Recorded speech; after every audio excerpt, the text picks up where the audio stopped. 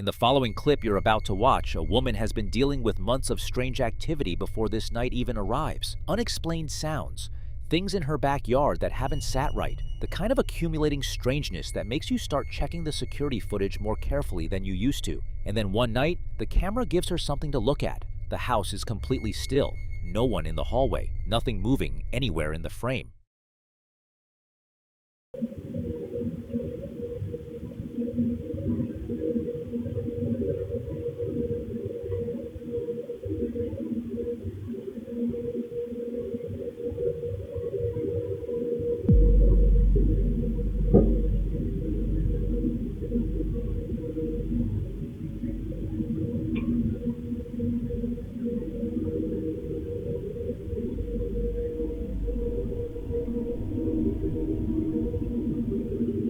In paranormal research, doors closing in empty hallways on fixed cameras represent one of the more quietly compelling categories of evidence, not because of the drama, but because of the absence of everything that would normally explain it. No pressure differential accounts for a door that swings smoothly and fully latches.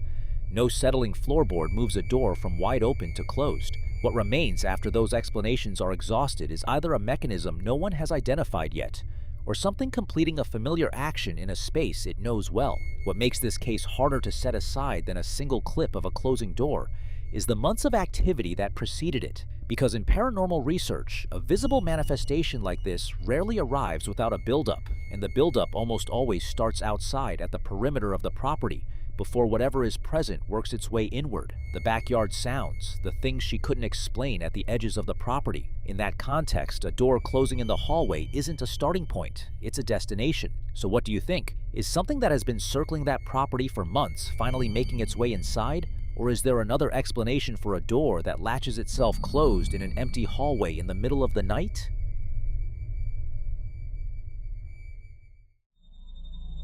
In this next clip, a young man had apparently been dealing with a string of increasingly disturbing events in his home, and on this particular night, it all came to a head. He's locked himself inside his bathroom, camera rolling, already shaking, already scared, telling anyone watching that things have been going downhill fast. He even says out loud that he needs to find a weapon.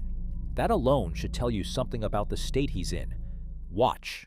I don't know what's going on, but like, everything's going downhill. I need to find a weapon. No! No! No! No! No! No! Get away! No! Get away! Get! No! No! No! No!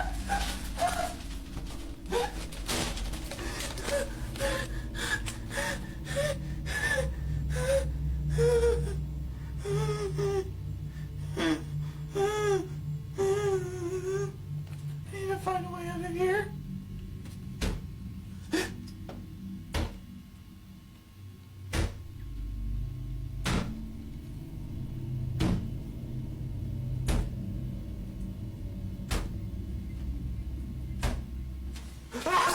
The lights cut out without warning, and he completely loses it, screaming, pleading for whatever's outside to leave him alone. Then come the knocks, 3 of them, slow, deliberate, right on the other side of the door.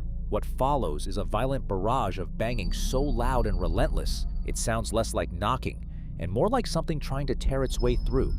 He switches to night vision and films the door in shaking, greenish silence, hyperventilating, whispering that he needs a way out. Then the slow, heavy hits start again, one every second, methodical and patient, like something that knows he's not going anywhere. Some viewers believe the escalation pattern here, lights out first, then noise, then silence, then noise again, is consistent with what paranormal researchers call intelligent haunting, where an entity isn't just present but actively responding to fear. Skeptics argue it's staged, pointing to the camera conveniently being on and ready. But if you listen to those final bangs, slow and deliberate, there's something about the rhythm that's genuinely hard to shake.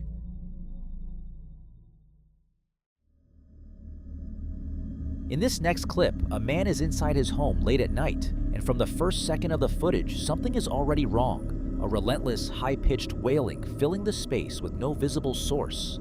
Unbroken, not shifting in the way an animal sound would shift, not fading the way an environmental sound would fade. His neighbor died last year, and he says the screaming started after that. He moves toward a door secured with 2 latches, a slide bolt, and a makeshift nail lower down. The kind of improvised reinforcement you put on a door when you've already decided you don't want whatever is on the other side to have easy access.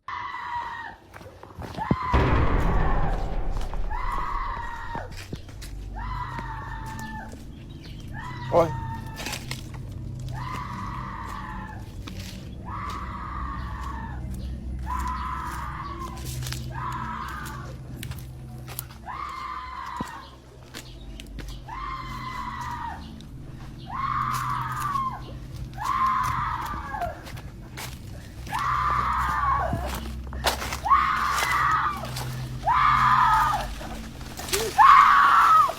He pushes through into a dark, unfinished space, and the wailing doesn't stop for a single second. The double latch is the detail that reframes everything, because that's not a precaution someone takes once. That's something installed after a decision was made, after whatever is happening on the other side of that door happened enough times to warrant a nail being driven into the frame. In paranormal research, a presence that returns repeatedly to a specific threshold, a doorstep, a boundary between one space and another, is consistent with what many traditions describe as an unresolved attachment, a soul that hasn't completed its transition and keeps returning to the last place it felt connected to the living. His neighbor died next door. Her doorstep and his share the same proximity, the same geography, and whatever is wailing at that door every night has been doing it since she left. In West and Central African spiritual tradition, the boundary between the living and the dead is understood as permeable and negotiable. The deceased don't simply depart.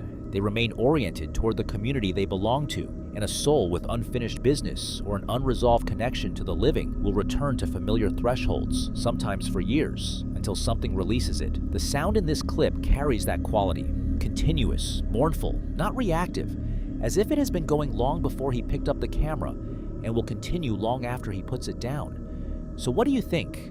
Is his neighbor still finding her way to his door every night, or is something else using her absence as a reason to stay?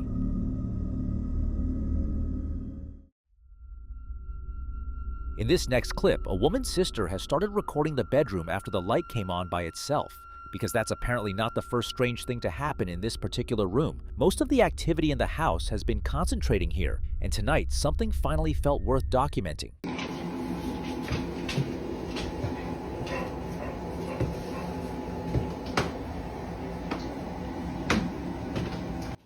Nope.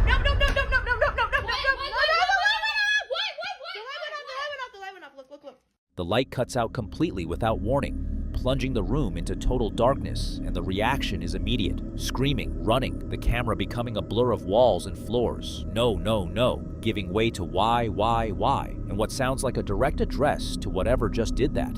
A faulty fixture or a power flicker covers it as an explanation, and under normal circumstances that would be the end of the conversation. What makes it harder to land there is the pattern, because lights that malfunction tend to malfunction everywhere, not in one specific room, not repeatedly, not in a way that makes the people living there feel like something in that space is responsible for it. In paranormal research, activity that concentrates in a single room over time is considered one of the more meaningful indicators of an attached presence, something that has claimed a specific space rather than moving through the house generally, something with a preference for where it makes itself felt. The bedroom is the most intimate space in a home, the place where a person is most consistently present and most completely unguarded. So what do you think? Is something in that room drawn to the person who sleeps there? Or is there a perfectly ordinary explanation for why the strange things keep happening in the same place?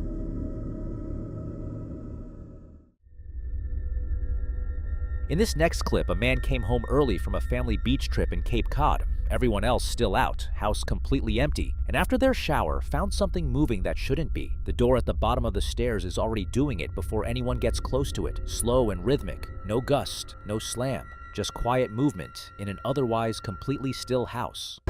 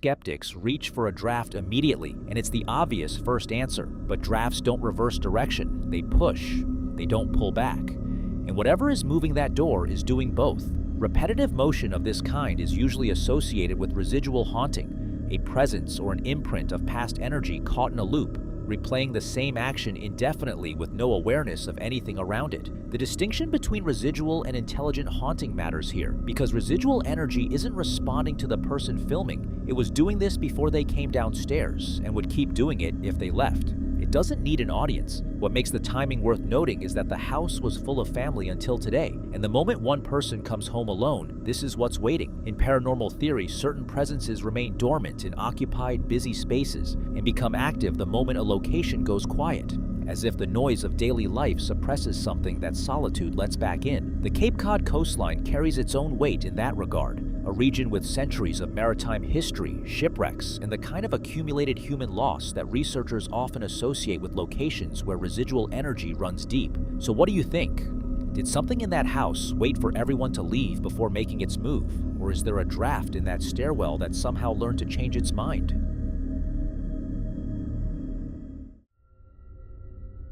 The following videos all come from the same home, and this is one of those cases where the activity has been building long enough that by the time the camera catches something, the person filming has already stopped looking for rational explanations. Strange smells spreading from the basement, objects going missing, birds dying at the windows. And then one night he plays guitar, doesn't check the footage for 3 days, and finds something in the shadows behind him that he wasn't expecting.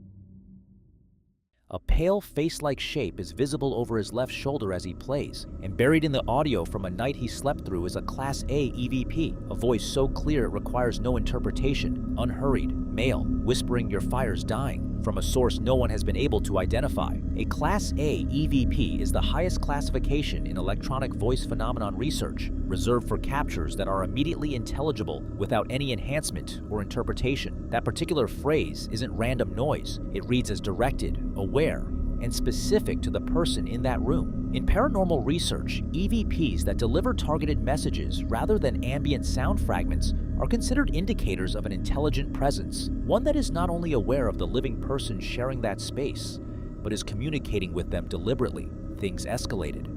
His security camera caught a book launching horizontally off the top shelf while he was outside. Fast, flat, the kind of trajectory that falling doesn't produce. And when he came back in, set it on the ottoman, and left the room, it happened again. Same book, same shelf, same force.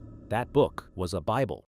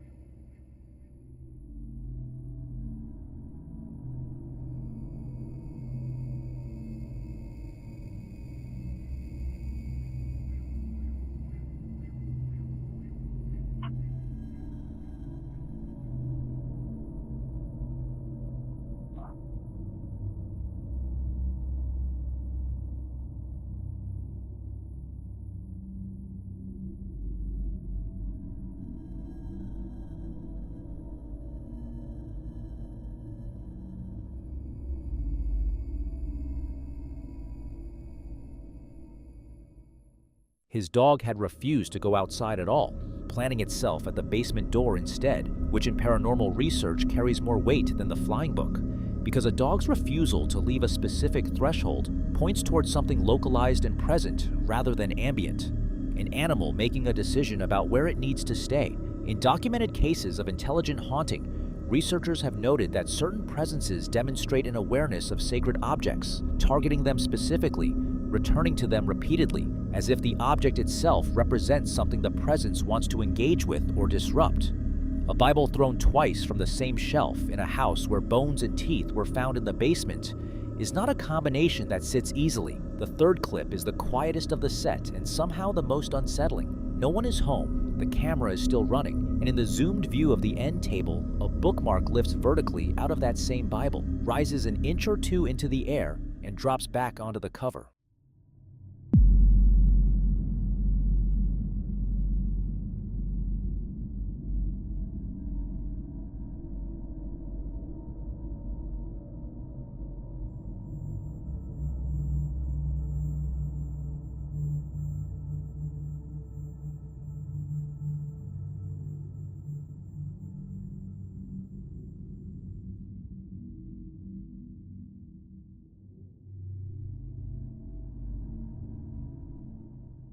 What makes it land differently than the book flying off the shelf is precisely the lack of drama. No force, no spectacle, just a small, deliberate movement in an empty room that says, clearly, I'm still here, still with this object, still paying attention. And in that footage, the Bible itself appears to have flames emanating from it, a visual that has no clean explanation, and that in religious and paranormal tradition alike carries a weight that's difficult to set aside. In paranormal theory, a presence that returns repeatedly to a single sacred object and appears to set it alight, even briefly, even on camera, is doing something that goes beyond random kinetic activity. It's making a statement about what that object means to it. The fourth clip is daytime, the room empty, the camera still rolling after he left to check on his dog, and a single key on the far left of the keyboard presses down on its own, holds, and releases.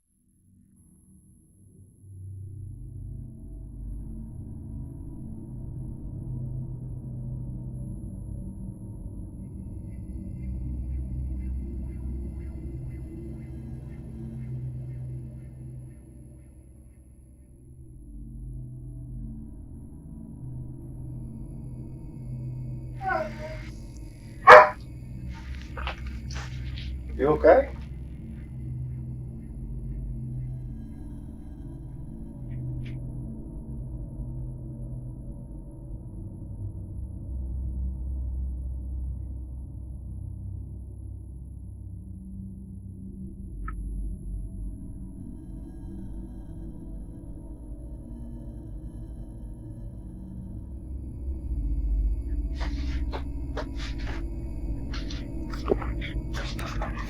I never leave this door open. And I just walked in here.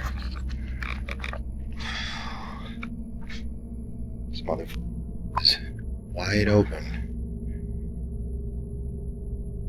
Oh my God, I'm so sick of this shit.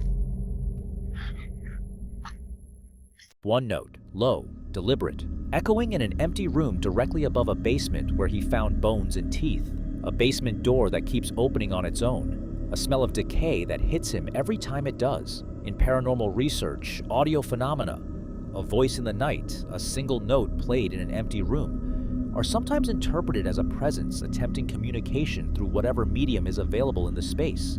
He plays guitar, he plays keyboards. Whatever is in that house has apparently been paying attention to that. So what do you think? Is something in that basement working its way through every room one interaction at a time? Or is there a thread connecting the bones, the Bible, and a single note played in an empty room that hasn't fully revealed itself yet?